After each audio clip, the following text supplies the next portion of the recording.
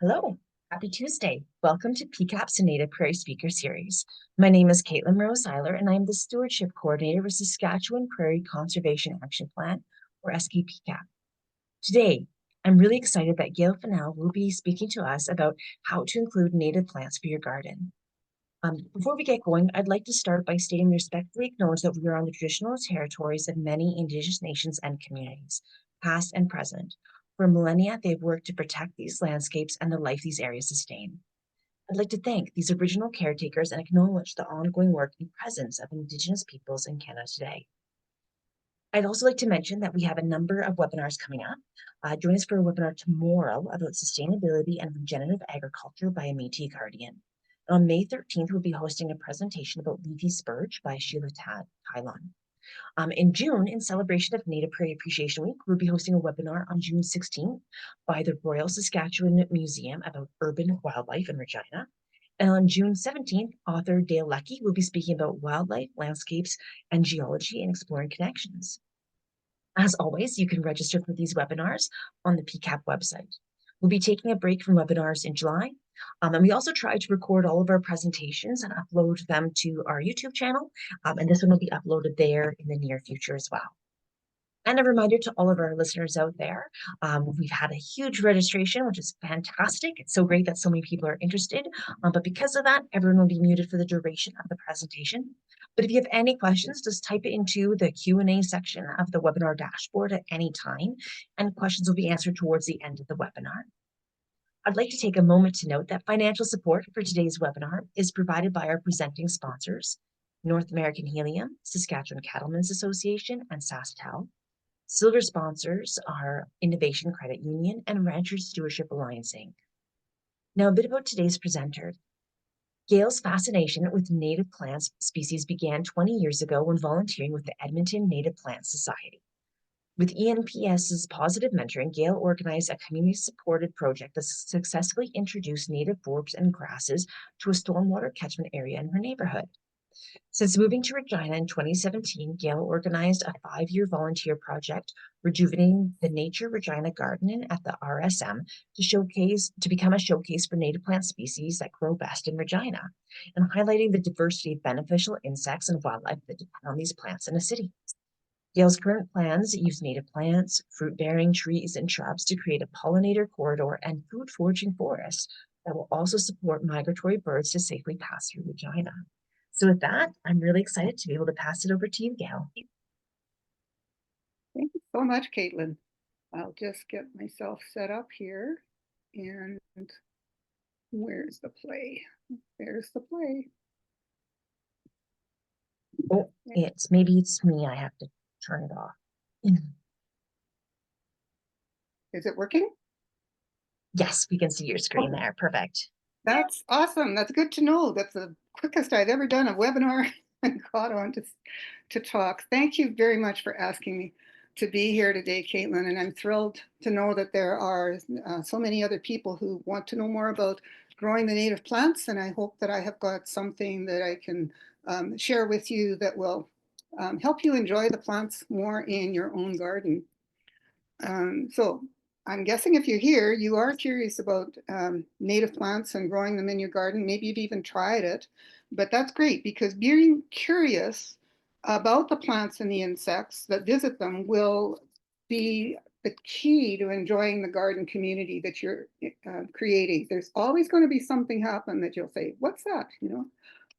So you become not only someone giving them space, but curiosity allows you to see the insects and the plants interact with each other. You're not right in there trying to say, maybe you can't do that. And you can see how they share your garden so you can plan for win-win for you and the wildlife. There's always a positive solution that works for both. And see how small changes from a human point of view can have a huge impact on how the rest of the community lives with you. Like those tiny little bees that only fly maybe 25 feet. They use very small stems. So if we leave the stems cut back to a foot deep, then right where they collect the pollen, then their commute time is cut way down and they can do that much more collecting and things that bees like to do.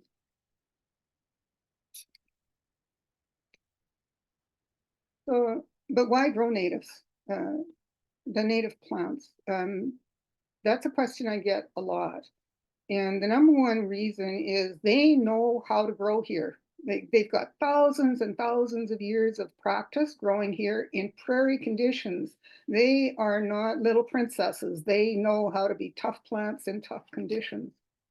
They and other plants, birds, animals, microorganisms, and insects who live with them for those same thousands of years have created a community to share resources with each other. Like even in the cities here, although the relationship isn't as long and it constantly gets changed by humans, the original relationships were always changed by natural things, wind, rain, animals, birds.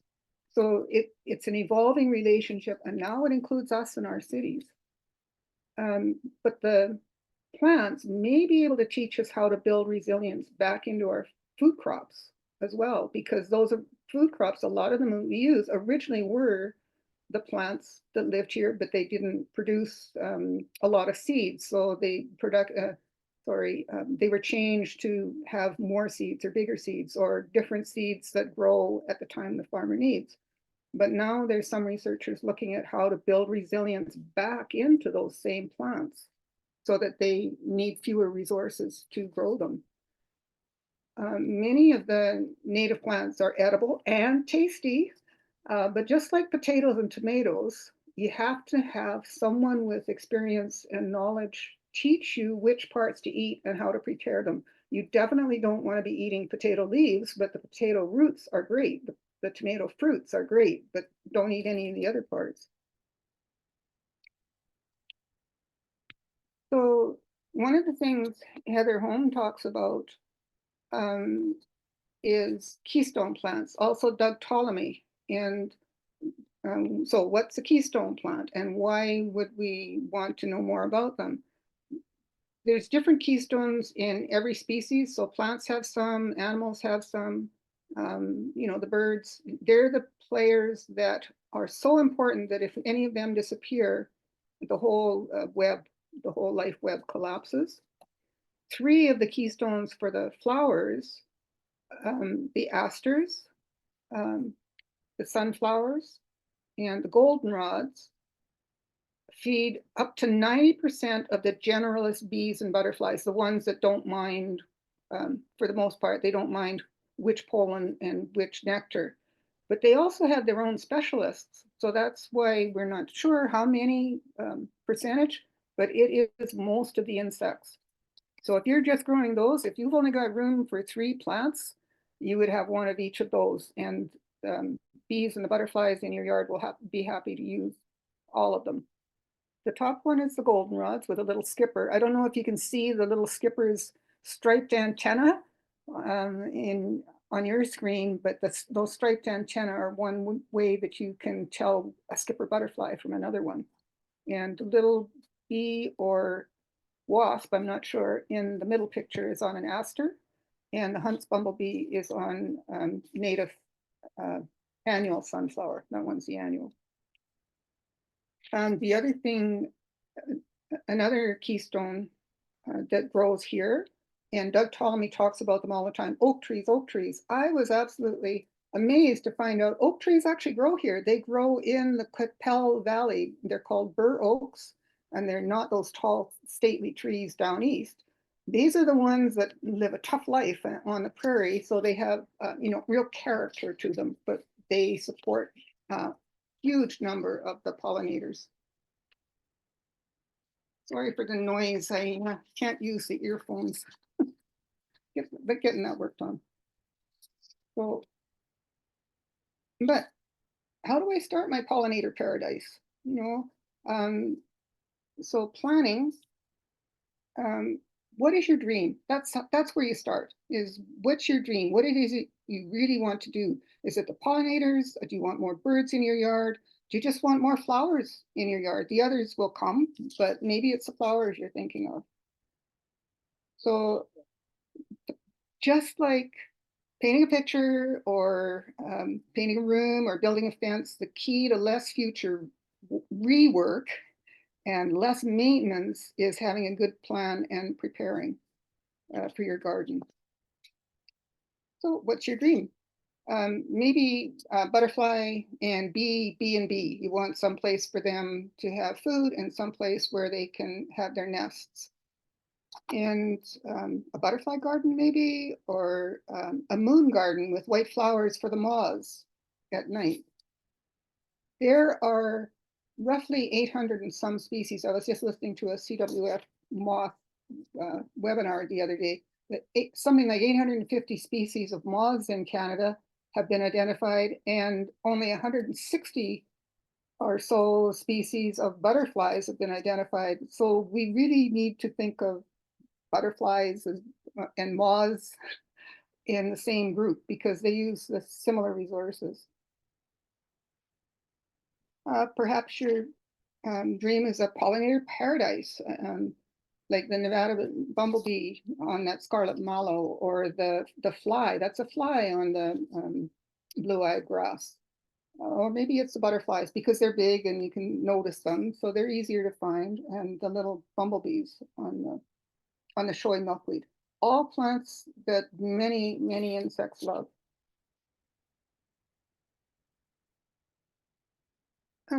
Maybe you dream about a wildlife wonderland. Maybe you have a bigger space and there's out at the lake, for instance, at a cottage, or you live in a little more rural area than Regina is, and you see 13-line ground squirrels. Here they're in the parks, but we don't usually see them in our yards. The other three were all in my yard. It's amazing who comes to your yard once there's actually food for them. Maybe you want to have the birds of the summer. So that's the wildlife wonderland. You're going to build and grow things more for them. Others will come, but it's a little bit different for plants and trees. Same for the winter. You'll be thinking more if you've got more trees. That's where the birds need their protection, where the butterflies hide and the other insects hide under the bark. So that's a little bit different dream than if you're dreaming about summer. Adults, pupas, and eggs, and the butterflies. We've got, I believe, 6 overwintering butterflies here that overwinter as adults. And then also the eggs and the pupa overwinter. Maybe your dream has got bird feeders in it. Maybe you already feed the birds. Maybe that's what you really enjoy is the birds that come and you can take photos of them or just enjoy looking at them. But the birds do need food, especially on migration and especially through the winter. So maybe that would be the kinds of things you grow. I was amazed at how many birds love the strawberry blight. It's one that was called a weed when I first moved here. Everybody said, oh, that's a weed. But the birds liked it and it tastes good to me. It's in the quinoa family, so I eat it too. But there's lots. That little bird on the bottom left is actually a young rose-breasted grosbeak. The only one I've ever seen in my yard, but she was after the sunflower seeds and maybe the insects as well. Sorry, on the wrong one here. There we go. Is your dream to be a wildlife superhero? Now, if you want to be a superhero, you have to do a little bit more. So you would grow the plants, not just for their ornamental value, you would actually research the plants that the wildlife needs. You'd work with the natural systems. So if you've got a dry, sunny yard, you don't try to make it into a forest wonderland. You deal with your dry, sunny land. The maintenance methods support the soil and the air and the water health, which generally means let the soil be soil. Don't be doing things to it. You're not adding anything to your environment that's going to put chemicals, say, for one thing, into the water. And you use the least you possibly can. You avoid the synthetic fertilizers and pesticides. Now, that's not to say there aren't situations where you actually need them, but you'll use as little as you can and where you actually have to have them. If you see behind the bird on the screen right now, there is a sunflower leaf that is absolutely covered with aphids and all kinds of other little plant bugs. And the leaf doesn't look all that pretty, but it is a whole universe. Some insects live their entire life on that one leaf. They don't go anywhere else. And it feeds. That's what the little Tennessee warbler is eating, is all the bugs underneath the leaves. We sat there for about half an hour doing that. You can reduce the light pollution, use LEDs on your outside lights, and put them on timers so your lights are not on all night, which confuses the moths and the dragonflies. In fact, if a moth gets caught in light at night, it will think it's daytime, go to sleep, and forget to eat. So that's a pretty serious situation for a little moth. I understand safety first. I'm not disagreeing with safety, but maybe just look at things a little different. That's how you get to be a superhero.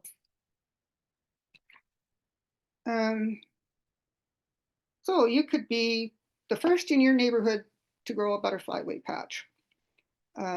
It does take a little bit of courage to do that. All of these were that. The one on the bottom left, the lady there also plants in the planter boxes in the background. It's an apartment where the kids and the adults just walk all over the flowers that she plants every year. And then this year, if you look right in the middle, there's a little tiny prairie crocus that she didn't even remember planting, and it's got flowers. So these plants can survive an awful lot, but somehow there are always plants there because she won't give up. The 1 square meter, that's all you need, just 1 square meter. There was dozens and dozens of bees on those sunflowers when I took the picture, and there was a family of goldfinches that came through when the kids were trying to get strong before they flew south. So the one thing to remember about the prairie plants is they know what to do. They've got thousands of years experience figuring out how to live here, and with the resources they've got already, and what happens to them over the seasons. So they're really very smart about how to be a plant. And we are basically giving them a space to just be themselves. That's what we're really doing.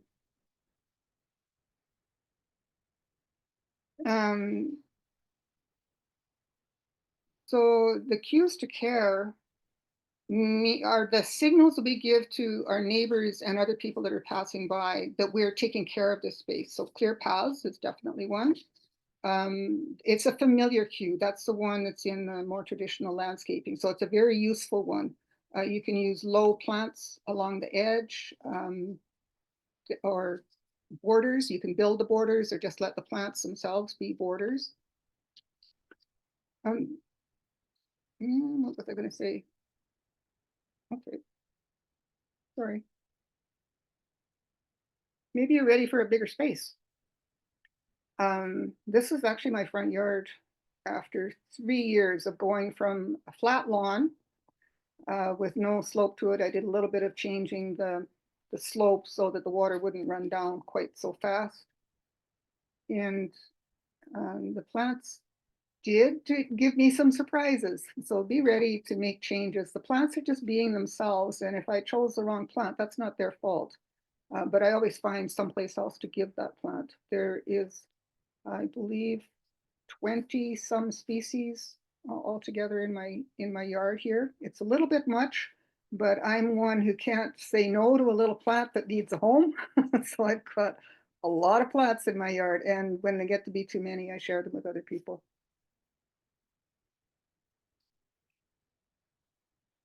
So choosing a plant, I have the feeling I skipped a slide there. Choosing the plants. So consider what the pollinators and the other wildlife need. Also consider what you like and what you have time for. We're going for the longest bloom time possible. And the keystone species will make your life easier in that you don't have to have so many plants to take care of. But they're not the only ones out there. This coreopsis is not usually put in the keystone, but I can tell you tons of butterflies and bees love that little plant, and it's got all kinds of blooms on it too. So it just because it's not a keystone doesn't mean it isn't a good plant. Consider planting for the night insects. They get forgotten. that they also need. They use some of the daytime plants, but there are others that they prefer. So that takes a little bit of research to find that out. Consider using the local plants from your area. So yes, there's Saskatchewan plants. Most nurseries don't tell you beyond Saskatchewan or Alberta or Manitoba, but we live on the Regina Plain, and within that, we're in the city. So that's all going to change. I would go first for the Regina Plain plants just because there's so few left. Most of our areas under cultivation, which we need. But in the cities, we can bring those plants back. We've got lots of space here. We've got more on all our private properties and in private land in the city. We've got more than the governments and crown lands are in the city. So we can use our space. The grasses are important too when we're choosing plants.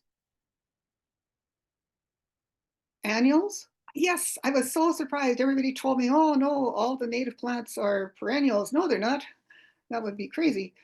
But I didn't know. It took me a while to find like the Rocky Mountain bee plant on the top left and the yellow monkey flower. They're easy to grow, and the bees and the butterflies love them. And they actually bloomed all season. And the monkey flowers, it might even turn out that they're perennials. They did have very green, very adult looking leaves when they came through the winter. So I'm just looking to see if they really are, excuse me, that resilient that they can live through one of our winters. If you've got the space, willows and trees are hugely important for the spring insects. Excuse me, that's where they get their first nectar and first food in the spring. Sometimes you get surprises. That is a little golden crowned sparrow that's almost never seen in Regina. I think maybe once before I found that one at the museum garden. So then, and the crocuses. Everybody loves crocuses. They're not particularly easy to grow, but they are definitely like the one in front of the apartment. It can be done. And so here's some of the ones for night blooming insects. On the top left, that's Mirabilis. I believe it's the Albida, and then the Onothera, the evening primrose. You might know the one on the left is a pink when they're cultivated, or a 4 o'clock, but these are the uncultivated ones. So they are taller and they have more flowers, longer bloom time. On the bottom left, I believe I've got a potentilla there. And on the bottom right, I know for sure I've got Anopheles margotacea, or pearly everlasting. And that is a jagged ambush bug waiting for his dinner on it. So he's one of the good guys that keeps the other populations under control. Grasses are hugely important. Skipper butterfly caterpillars are very fussy and they eat grass. So you want some grass in your yard. The grasses are important for the other plants. They help them stand up. They hold the soil for them. They cool the soil around the other plants, and they moderate the wind, so the other plants aren't quite so blown around. They need wind, to spread their pollen. A lot of them, but still, the plants are the anchors. I mean, the grasses and the sedges and the rushes are the anchors, and there are sedges and rushes that like to grow in dry areas. They're not all ones that you'll find necessarily down by a creek. So moths are beautiful too. I found the one on the top right when I was picking up some insects I didn't want, the slugs, out of my violets, because there'd been so much rain, that everything was really wet and definitely turned into slug territory for a while. The sparrows were not doing their job eating as many as there were there. But that beautiful moth, it was the first time I'd ever seen it. I'm still not sure about the name, but still, I didn't need to know the name to understand it was beautiful. The one on the left, people often see their caterpillars, their babies, heading for the ground crawling across the sidewalk. They're as big as your thumb or more, usually brown. And people are saying, "What's that? It can't be good." But they are.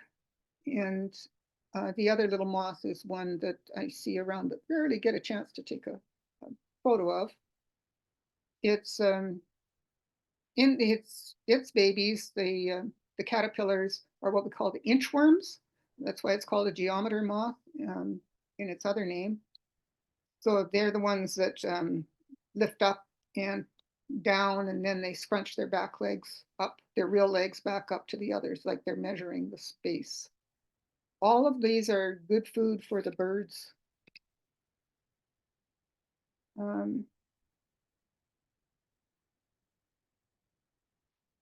So here's that little golden crown sparrow again. But all of these plants are growing here. Most of them are in my yard. The wild chives and the harebells are fairly early. The blue flag is one of the more endangered. Sorry, I've got to be careful how I speak. It's one of the plants on the Regina Plain that we need to take care of, that they're not going to disappear. Their populations are going down. So I'm growing them. They're easy enough to grow, as easy as the cultivated irises, maybe even easier. They just look a little different. And in the top left, that is one of the milkweeds, the ovalifolia, the low milkweed. Very popular with all butterflies, but especially the monarchs. That little, in the winter, now these ones are in the winter because they start out in the spring, but they actually come back in the fall. This was a November picture in my yard. We had that long warm spell, and then it rained for 3 days. Well, this was the last day of the rain, and then it turned into snow overnight. And a week later, that little golden crown kinglet was looking for food at the base of a tree in the park near me. But that's where the insects hide, is in these plants. And the little birds over the winter, that's where they find their food. It's one of the places they find their food. You might want to grow the plants for their interest. If you don't cut them down, you get these really pretty looking images in the winter. Plus, the grass, I found out, is a really good way to measure how much snow is in my yard. Here's the thing. Can you be curious enough about caterpillars to let them live in your garden? If we want to have birds, they've got to have food, and their main food when they're up here after migration and the residents is caterpillars. They are just loaded with nutrients for them, and the more caterpillars we allow in our yard, up to a point, the more birds we're going to find. It's amazing how many they can eat, and you can actually have some fun with it. They try to figure out which caterpillar is going to be which butterfly. So that curiosity part can actually make it fun to have the caterpillars in the yard, like when you were a kid and you were curious about things. Wild About Saskatoon has got a list on their website of the easier to grow plants, and the ones on the left, yes, they're starting them from seed. But they are available as plants too. I believe all of those ones are available as plants. And we do try to shop local. So that's why they're giving information on their website about the plants that are available, because that's going to make a difference to your garden design, is what you can actually get. Thinking again of the plants you could actually use, Chet Neufeld and NPSS, another great website, have got Grow Me Instead. So what it is there's some popular plants like baby's breath that are actually on the noxious list. Not only shouldn't grow them just because they're, spread way too easily, but they are actually on the noxious list. So we really don't want them in our yard. Instead of that, you could grow the one at the top, the Anopheles margritacea, the pearly everlasting, and you can use that as a cut flower too, if you want to. The other one in the middle, the Rocky Mountain bee plant, is one that he suggests instead. What was it? not the creeping bellflower. He suggested it instead of a field scabious, which I'm not familiar with that one because I'm not in the greenhouses looking for them, but it's a substitute for that one. And the harebell, he's suggesting grow those instead of growing creeping bellflower. Like do something about the creeping bellflower and replace it with that one.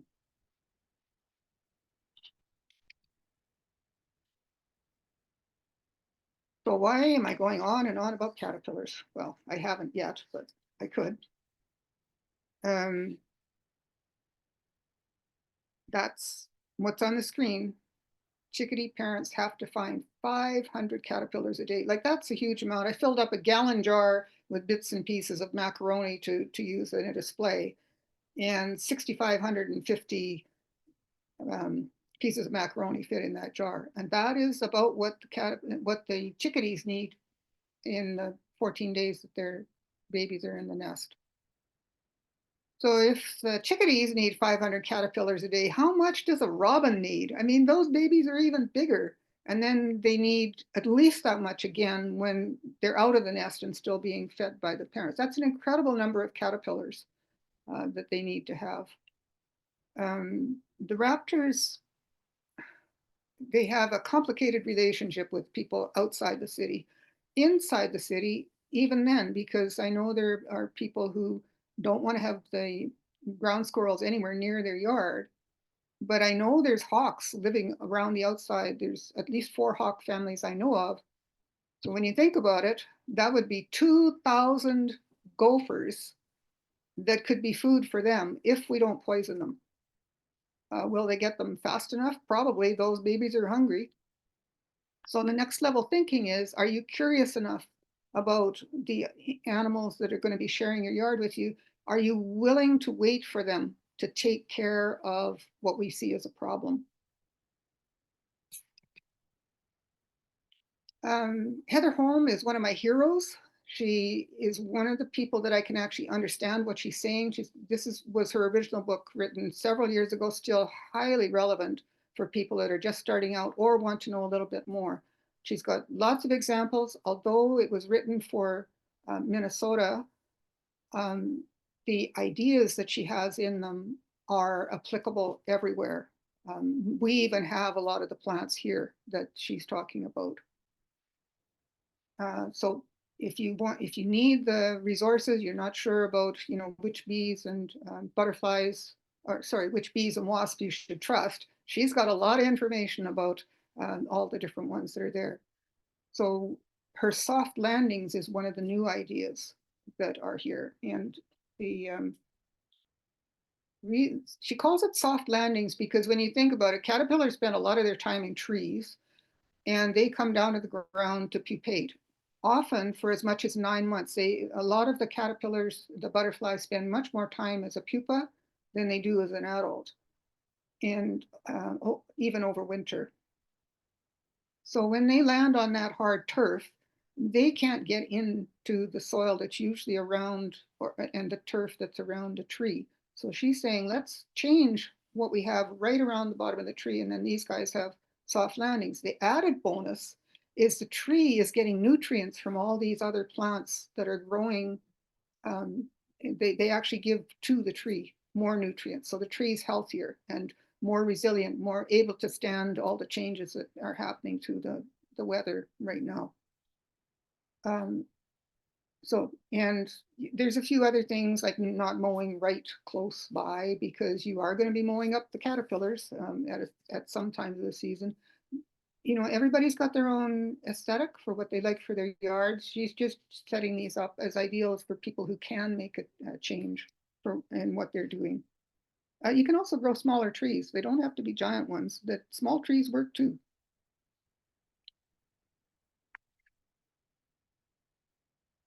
Next is put it on paper. I have tried I'll just plant it and see how things go. Not so good. That doesn't work. So thank you to Phil Johnson, Organic Master Gardener right here in the city, who's also a good friend, for giving us this free design. So he's drawn it as if it would go along the sidewalk by a driveway, because that's a very common situation where people are trying to find something. and he gave us the list of the plants. So I am putting together a resource list that I can send to Caitlin um, that can include this if people are interested. So the little bee on the bottom left there, Bombus terricola, is on one of the keystones, a goldenrod. Now the thing about this bee is, although it's not terribly in danger here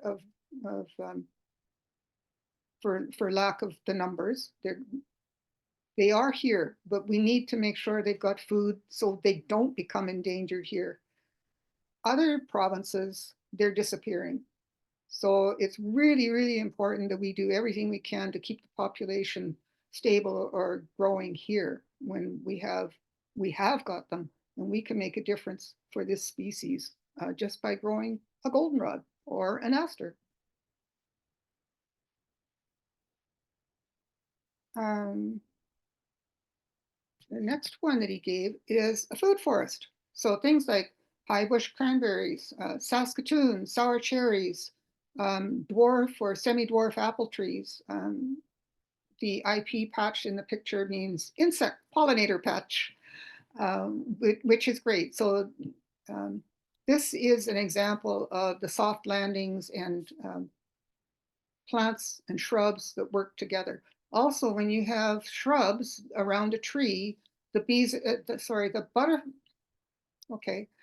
birds are much happier because those shrubs give them lots of protection from other animals that are trying to get at them, especially birds. Or we don't have that many rabbits that are trying to get the birds, but still, thickets and shrubs are essential for birds to feel safe in a neighborhood. Let's put it that way. Haskaps are another one. Sour cherries, Van King cherries. He even has some herbs in here that he suggests. These are plants that he's found are grow well here, and Phil definitely believes in buying local. He has got a favorite supplier here, but I don't want to favor one over another when there's actually quite a few greenhouses that you can go to in most areas. I can find out more about the greenhouses that he uses if somebody wants me to. Native Plant Society, another great one. With information, they actually have a list of suppliers in Alberta, Manitoba, and Saskatchewan. They keep the list up to date. The suppliers themselves, now I just said that I don't want to favor one over another. So these are our two native plant suppliers that sell retail, and the one, Blazing Star, has mostly got flowers, seeds, flower seeds, and he's and Lisa are looking towards growing plugs and selling plugs.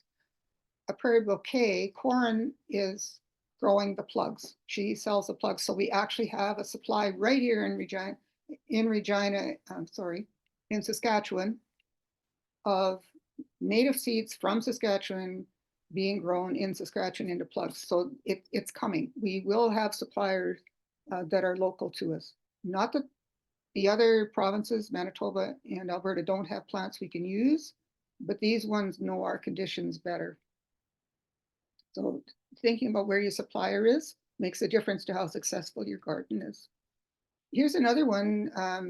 Nappy's Garden is actually in Southern Alberta. The Kainai Nation, the Blackfoot, in the Buffalo Treaty. But the Buffalo Treaty.com is where you can go for this information. So they can give you some information about native plants that have been used for foods and medicines. If you're interested in the plants that are the most resilient in the very dry southern Alberta and southwestern Saskatchewan, it's definitely worth having a look at the website and finding out all the other amazing things that are going on for restoring and the natural areas in the southwest and into Alberta. In Alberta, there's Wildabout flowers in Okotoks, and there's ALCLA or ALCLA has moved up to Carstairs now. They both have plugs, they both have seeds, and they are southern area. So a lot of them are species that are here. They don't have quite the same genome, but you've got a better chance of them being successful than getting plants from just about anywhere except maybe North Dakota, if we could get them across the border. Manitoba, Prairie Originals is one of my favorites. There are others, but they're often for reclamation. There are other suppliers, but they're often for reclamation or restoration, and or they're connected with a landscaping company.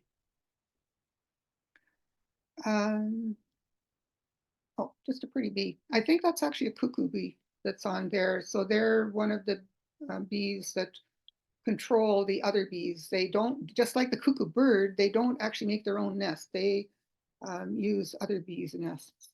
But that's that curiosity thing. I don't quite know, so I need to be a little more curious about who that bee is.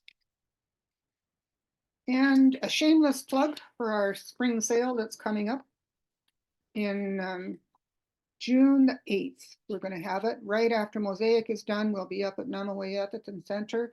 The youths at Scott Collegiate are helping us to pot up the plants, take care of them in between the time that we get them here and they go into the sale. And this year we have made the sale part of the Society for Ecological Restoration's Make a Difference Week. This is all about volunteers and getting native plants back into the environment, doing what we can to, sometimes it's restoration projects, part of a bigger project, sometimes it's students. For us, it's making the native plants available at the lowest cost we can. So other people can have a source in a city that doesn't right now have a source.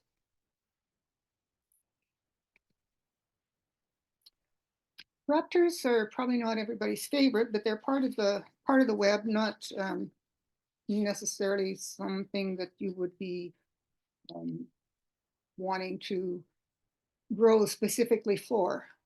But on the other hand, if you're out of the city or on an acreage, and gophers are one of the things that you are not having a good time with or having arguments with, it is possible. There are platform descriptions, construction details that you can find online.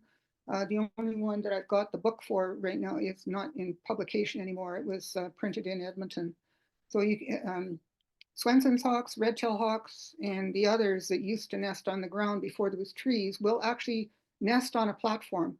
So can you imagine if you just put one platform up in a place that's convenient for you and safe for the birds, you might not have that ground squirrel problem anymore. And the snowy owls that come down here and the little merlin, the merlins, not so much. The snowy owls and the other owls that are down here take care of those other little critters that run around that we don't want to have in our fields or around our house. So they do have a place. It's just a question of whether you're curious enough to figure out how you can find a place for them so that they make your life easier. So you don't have to spend so much time chasing after some of these little critters you don't want around.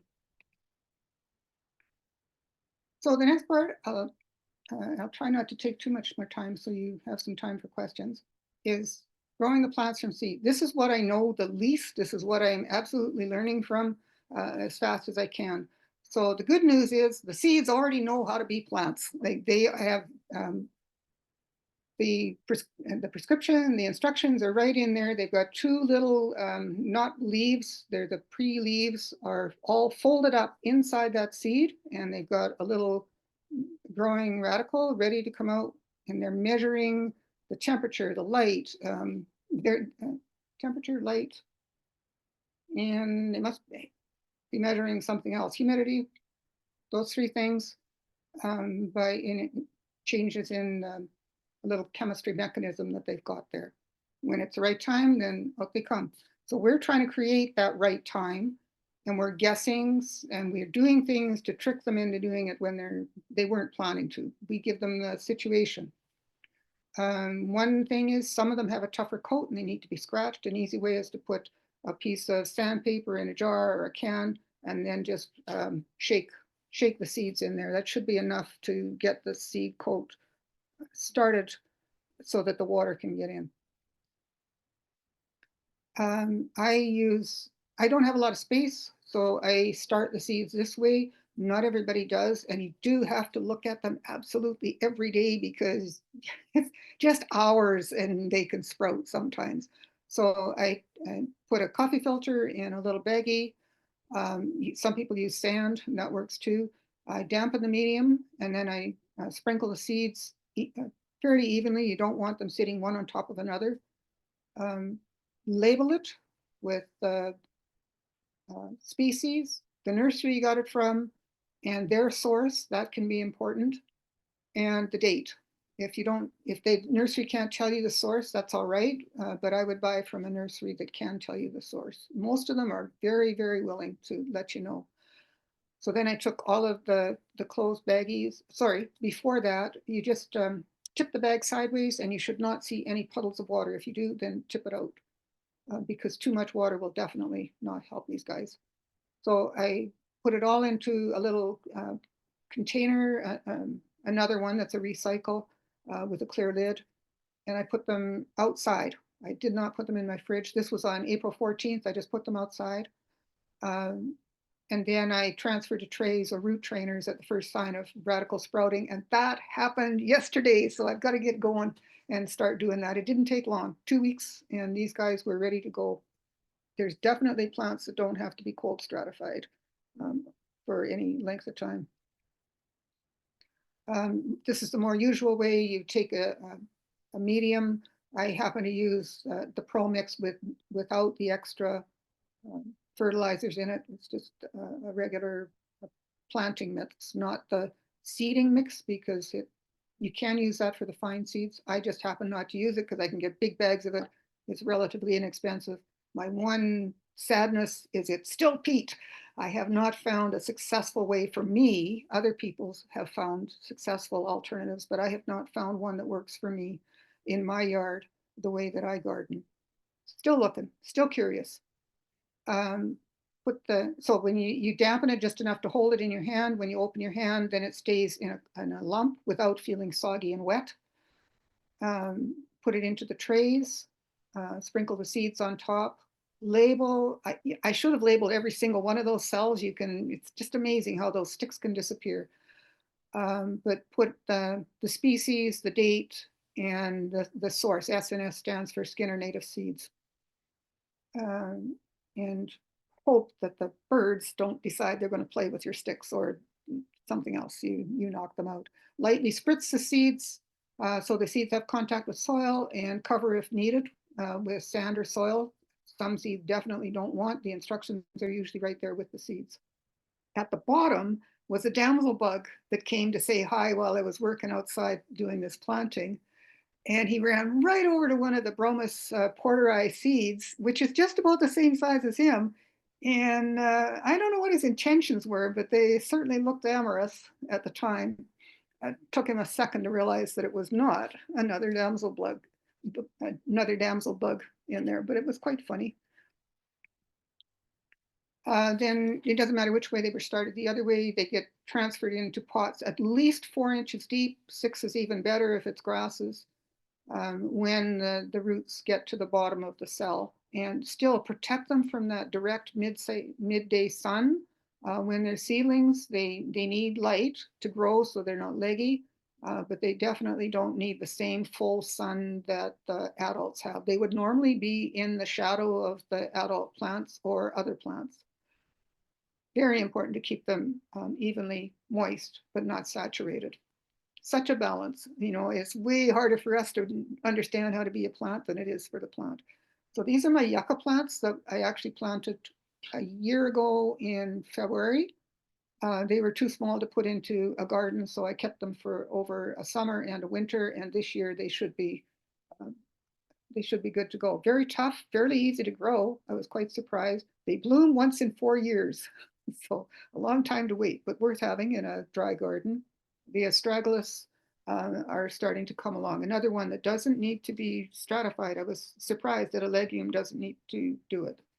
Oh, I forgot to mention, if you are going to cover the seeds, not more than half the thickness of the seed.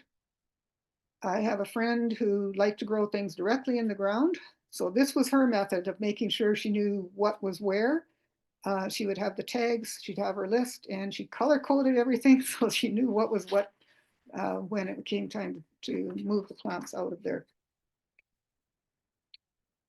Plants protect the soil. You're not going to get bare spots. If you want to make your maintenance as simple as possible, don't try to have bare spots.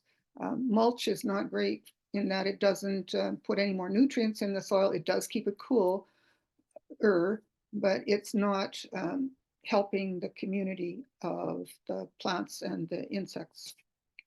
If it's going to be a bare, if you have a bare spot, it might as well be a plant that you choose. Now that evening primrose has actually got about 6 inches, 6 to 8 inches of space underneath it that the bees can get into. It's bare space underneath because that plant is reducing the chance of anything else living long enough to, or getting big enough to interfere with it.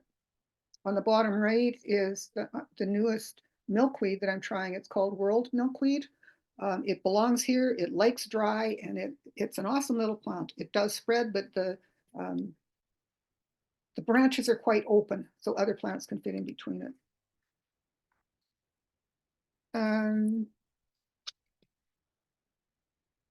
Learn your bugs. Be curious about what it is in the garden. These are all ladybugs. The bottom one at the bottom left is a 2-spot. The others are the 7 spots, but nevertheless, they don't all look like what we call a ladybug. And it's well worth your time to be a little curious and do some investigating. Another Heather Holmes books. This is why I like it. She's got wonderful pictures. Most of these insects live here. She not only tells you who they are and has great pictures, but she has a chart showing what they do. So that little damsel bug, if you go 3/4 of the way down to here, they eat Colorado potato beetle larvae, they eat aphids, beetle larvae, other beetle larvae, caterpillars, they flies, leaf hoppers, mites, and thrips. So they're a great insect to have around. I've already seen a couple more in my yard. So now I never knew what they were, but a little curiosity and looking up, and suddenly I'm very happy to have them. So being curious can make your maintenance for your garden much easier. We've got free lawnmowers. We don't like mowing. Well, most of us don't like mowing the lawn, but we have free lawnmowers. We just don't know what to do with them. And they can't understand, they really can't, why we don't just let them have their banquet. But yes, anybody who's got vegetable garden is definitely not happy with the rabbits choosing, but they don't understand it. So it's going to take some real outside the box thinking to how to learn happily with these guys. We can do it, but it will be next level thinking for the people that are inclined to do that. Summer chores, mulching or chop and drop for the unwanted plants. Note where the bees are making homes and how the plants and the insects are interacting. Maybe you need something, maybe not. I found one plant that was just covered on 2 stems with dozens and dozens of aphids, and I thought, oh, I got to do something. Well, it was, and I did see a couple of ladybugs, but 2 ladybugs and like 100 aphids. What? I didn't do anything about it that day. The next day I went back. There was 10 ladybugs and about 6 aphids. Those ladybugs had called their friends and they had already eaten. I didn't have to do anything. So sometimes being a little bit lazy is a good thing. In this case, I was busy doing something else, but I am inclined to be lazy when it comes to garden work because I know eventually somebody else, the insects or the birds, will do the work for me. Something to keep in mind is the community more than you have time for? Do you need, if you've had this dream and you've got things planted and it's just not working, you're not happy in there, maybe give away some of the plants and just keep some of the other ones, make your space a little smaller so you have time to enjoy it. It's really important to enjoy the garden that you're doing. Talking about how fast the birds could make a difference. I did not know there was an oriole in my neighborhood. And it was an August day. I had noticed that one of the ash tree out my front yard had a nest, and they were starting to wiggle, but they weren't moving around. The wasps were investigating, so were the sparrows, but nobody done anything. One day around lunchtime, I was out watching. Oh no, here come the caterpillars. 10 minutes later, that oriole came from. I have no idea where he came from. He stayed there for half an hour, and I think maybe 2 caterpillars escaped from him. He cleaned out that entire web of fall webworms in about half an hour. He got so full he had to sit there, just sit there. Sorry, I am talking way too much. The flickers keep control of the ants. So be curious about what the plant is before you pull it. These ones were all growing wild in my yard in spaces that I wasn't expecting. They all turned out to be native plants because I was curious. I looked them up. Oh my goodness, here's these ones. Can they stay? Not necessarily. They might have to be transplanted to someplace more safe. Another chore that will make your life easier down the road is seed collection. Definitely think about that if you want to control the number of plants.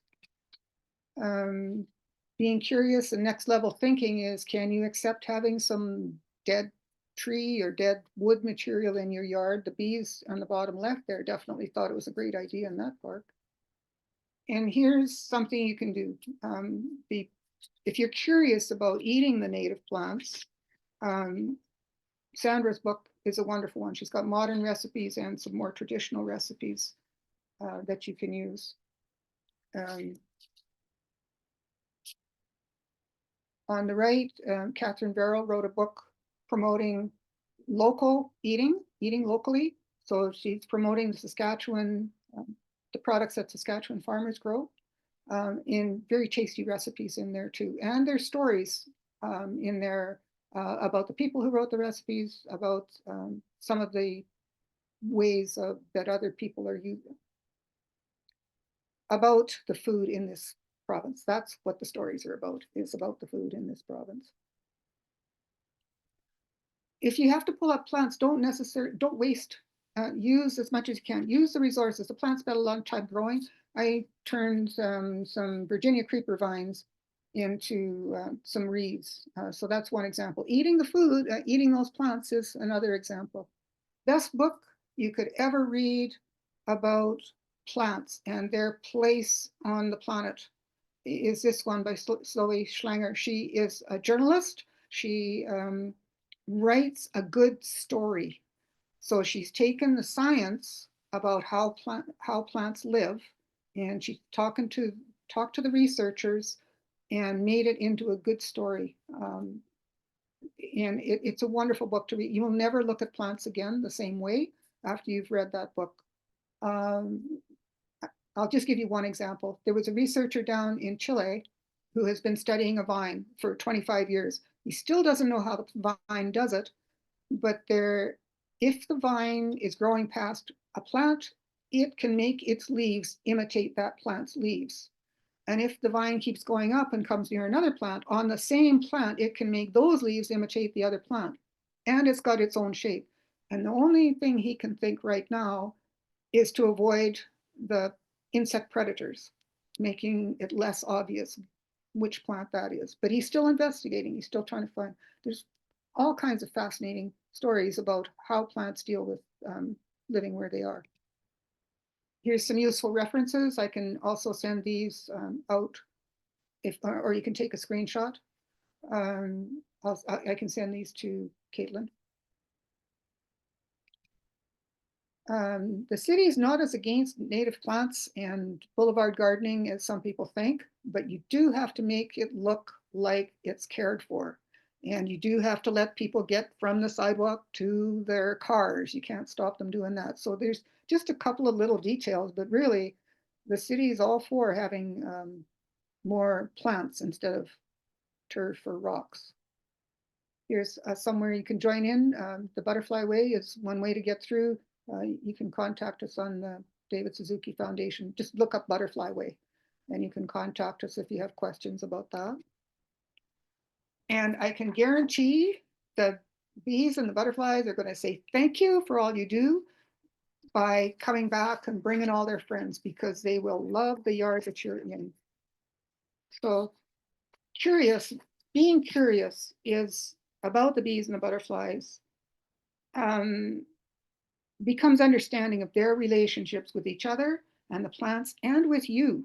You're in there doing things and they know it. And with that understanding comes friendship. And in these turbulent times, lately, a little extra friendship and connection for the natural world is something we can all use a little more of every day. And being connected with nature right in your own yard means you don't have to go traveling for hours out to a park. You can just be in your own yard and have a happy day. So have a happy, busy summer. Thank you. Thanks so much for the amazing presentation, Gail. It was so informative, and your photos are gorgeous, Oh, thank really. you. We've had dozens and dozens of questions come in, and I just want to mention that someone named Al Bodmarchuk has been replying. So thank you, Al, to helping out and replying to answering some of the Yes, questions there. I know, Um, Al. Thank you very much. You have great um, answers every time. yes, we have like we're kind of right at 1 o'clock. Is it okay if you I stay on know. another 10 minutes or so to answer some For me, questions? no problem. Yes, and I Okay, try to okay, keep it short. perfect. So sorry for going And over for top. those that have to go, it is being recorded. I've got the YouTube link out there too, so you can always catch the answers later. So I'll just try to give you a couple kind of rapid fire if that's okay, Gail. The first one here is from Kiana. Any tips for weed control? Do you use mulch? Um, that green mulch, that chop and drop weed control is probably one of the most useful ones when you're first starting out. Um, I do pull weeds and eat them. You'd be amazed at how many weeds are not in the garden when you find out which ones are edible. But not everybody's Interesting. quite up for that yet. Um, but definitely, yeah, chop and drop. Okay, fantastic. Chop and drop. I've never heard of that. That's good to Oh, know. yes, because then they become the mulch. Yeah. Okay. And then Colleen says that she would like the resource list, and there's been a number of people that have written that in. So if you mentioned that you would send it to me, and I can just email it out to everybody afterwards as well, and even put it on our website too, if that's okay. So whenever you get a chance to send that to me, that would be fantastic. We have Okay, lots of requests for it's it. half done. It's halfway Okay. done. um, Heather says, and a number of other people are asking about what native species would grow well in shade or partial shade, especially kind of in these warm, dry areas that in Saskatchewan. And Al wrote in violets, Canada anemone, harebell, tall coneflower, lily of the valley, false Solomon seal, northern bedstraw, tall bush cranberry, or dogwood. Do you have any other I do. comments there? I do because Okay. those those asters and those sunflowers and those goldenrods, they prefer to be in sun. They are actually ones Yeah. you can grow. They will live with as little as 3 hours sunlight a day. So that's called full shade. Oh, So it okay. really depends on the type of shade, but try, and if they're close to a tree trunk, that's the problem. The tree is using the water, it's not the shade. We'll have them Oh, out okay. by the drip line of the tree, and Hmm. they'll be much more likely to be successful. These plants want to grow. They've come up with every situation you can imagine. So I can send a list. There's about 100 plants on it, but definitely there's a lot of plants that we call sun plants that will put up with shade. They may not have as many flowers. They may grow shorter, but they will grow. Okay, that's fantastic. You can add that in. I think we've had like a half dozen people ask already about shade tolerant plants, so that would be Most common perfect. question I get. And we have the plant. We will have the plants at that sale. And we'll have the list. And Marge is wondering if you have any recommendations that do well for native plants that do well in containers or shallow window boxes. Um, Shallow, not so much. Window, okay. Containers, yes. We're experimenting with that, but those same ones, we grew a Maximilian sunflower to 6 feet tall in one of those pots that they use for the bigger trees, like it was 18 inches across. It was happy, quite happy there with a lot of other plants. So yes, it's true. Um, I know you can have the same look, the feature plant, the shorter plants, and the fillers, those monkey flowers. That's Okay. an excellent filler. Okay. Good to know. And then we've had a couple questions about people starting from kind of like basically a fresh surface, something that's just recently been graded. Um, so what kind of amendments do people need to do We're ahead of talking about time? it as in new construction. Yeah, What so happened? exactly, something that's been completely cleared and graded, and then somebody else has an acreage. Do people have to amend their soil? I highly recommend you do the research on pollinator partnership and the other resources we had there, um, and use the soil you've got. If you start amending, you're going to have endless guesses on what plants to bring in. There are plants here that love clay. Those asters, Hmm. sunflowers, and goldenrods I keep talking about, they'll grow in clay. And it doesn't take long before they can start building up. They might grow very slowly until they've got their friends around them, the microorganisms. But there's very few situations where you actually need to amend. Okay. Okay, There's a so plant keep the soil you've got. That sounds and good. find the That's plants. easier and Much probably easier to cheaper. just find the plants. Yeah. Okay, fantastic. And Dan is wondering what would be your top three plants for nighttime pollinators? The top three, those asters again, Okay. because they, according to the moth webinar that I heard, they probably will use them. And then the night blooming ones, like that mirabilis, the heart, a pink 4 o'clock is what they call the cultivars, but heart-leaved Alex, no, heart-leaved umbrellawort was the one I showed in the picture. So any of Okay. the unauthorized, there's about 5 of them that grow right here around Regina. The evening primrose, that's its name, is evening primrose, the one we get the oil from, the great big tall one, very easy to grow. Um, I'm sorry, that they're the ones that I know the best. And sometimes the white flowers, if they've got a long tube to them. Okay. Okay, perfect. Thank you. And Michaela's wondering when can volunteers come out and help with the Native Garden at the museum? Are you looking for volunteers? Oh my goodness, yes, please. And we're always looking for volunteers. I can put Phil Johnson or Nature Regina's contact in. I should put in Nature Regina's contact in there, and then they can get hold of Phil and let him know that there's volunteers. Please do. Right now, the day is on Tuesday mornings, but I don't know what Phil will do. He's taken over from me at the garden, so um, it will depend on the volunteers they have. So yes, please do. We'd be thrilled to have you there. Okay, awesome. It's probably a great way for people to learn a little bit more about it too, if they're just trying to Oh, get started and surround absolutely. themselves and glean information. And yeah. Absolutely.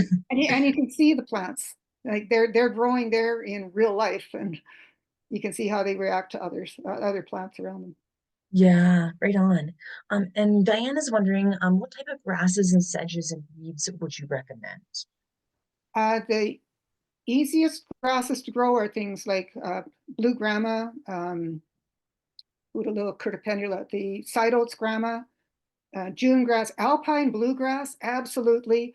It is the bluegrass we should be growing here, not Kentucky. It grows to about 6 inches tall, so you'll never have to mow it. It's a clump Huh, grass, so you can have flowers in between it. And oh, so easy to grow, such an easy one to grow. So that one for sure. Um, the Carex bebii, the Beb sedge is a good one. It'll tolerate wet and a little bit dry. Um, Dudley's Rush is another one. I'm looking for them. They're hard to find seeds for. Mostly they go into restorations. They're not ready for giving the retail trade yet. But we are sorting out the ones here. Buffalo grass, the one is usually a cultivar. It grows by stolons. So if you want to cover an area with a ground cover and you don't want to use lawn turf, buffalo grass. Now I do warn you, it will be brown for part of the year. It will not okay. always be green, but it's already greening up now this week. I just saw it this morning. Okay. Okay, awesome. Well, thank you for that answer. I know we're already out of time, but I wanted to pass on. There's been a ton of people writing in saying, thank you, Gail, for being awesome. Um, thanks so much. This was a great presentation with fantastic pictures. Mary Jo says, we miss you in Edmonton. Great presentation. Um, Yeah, so I just wanted to pass on some of those. So Oh, thank you so much, Gail. We really, really oh, appreciate thank you taking you. the time to Hi. explain how to how to incorporate native plants into a Oh, my garden. So goodness. thank Thank you. you. Yes, thank you so much. I greatly appreciate it. Any questions? I'm happy to answer them by email. If you want to get hold of Caitlin, I'll make sure I get back to them. Okay, that sounds great. And then if anybody has any questions too, you can always pass it on to me and I can forward it on. We are recording today's webinar. I put the email out there a few times. I can also send in the chat, not the email, the link. So it's on PCAP's YouTube channel, and it's youtube.com/user/skpcap. It'll probably be up there. I'm going to try to get up there this evening, otherwise tomorrow morning, and it depends on my internet and that sort of thing. I'm in rural Saskatchewan here, but yeah, I'll try my best to get up as fast as Oh, my possible goodness. because I know this was such a great presentation. And if you missed it, Thank you you. can pass it on, or if you know someone who missed it, then you can pass it on to them as well. So we'll have it up so it's a resource for the future and people who Oh, want to catch it again next year. So yeah. thank And then I just want to thank everyone for all of your energy and enthusiasm. I think we had a record number of questions coming in, which is fantastic, and so many people commenting and liking each other's questions. So that's also really great. Um, and when you leave today's webinar, there's a quick 1-minute survey that comes up. If you don't mind filling it out, then I actually read that information, look up requests for future speakers, and report back to our sponsors as well, so we can keep our speaker series going into the future. Yeah, so with that, thank you so much again, Gail, and thank you everyone for catching our webinar today. Thank you, and have a great summer. Yes, have a great summer and happy gardening. Bye now. Bye-bye.